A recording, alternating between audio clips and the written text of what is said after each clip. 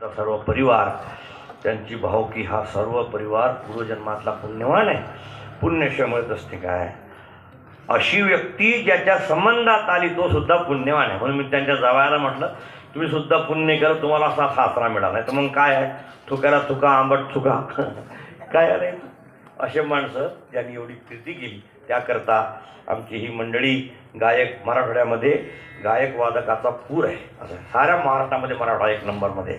आमचे पद्माकर महाराज, सर्व गायक मंडळी, मृदंग वादक, संस्थेचे महाराज, विद्यार्थी वर्ग, आणि ज्यांनी मला बोलवलं त्यांचे चिरंजीव, त्यांनी निमंत्रण दिलं आणि एवढ्या लांबून इथे यायचा योग आला. फार समाधान वाटलं.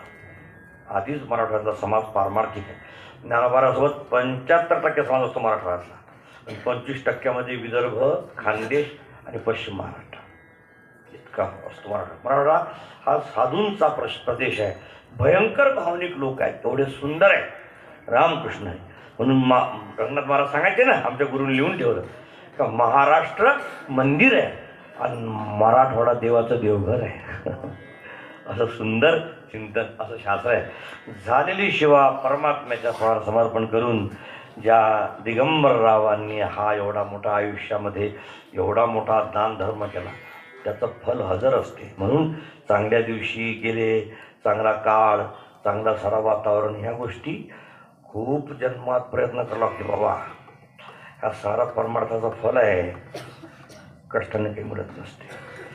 भजन केलं पूर्वी मी आराधिले देव राया, देवकी म्हणते, मी भजन केलं ग म्हणून तुम्हाला हे मिळालं. हा त्याचा परिणाम आहे. आपण सुद्धा याच रस्त्याने निघालो. आपण सुद्धा आपल्या जायची तयारी करण्याकरता जेवढे काही साधन आहेत, संपत्ती आहे, मुलं आहेत, नोकरी आहे, पेन्शन आहे, याच्याद्वारा जायची तयारी करून ठेवा. याप्रमाणे आमच्या दिगंबररावांनी केलं. झालेली सेवा देवाच्या चरणात समर्पण करून सेवेला पूर्ण बोला. गणेश बाप्पा आणि सोनू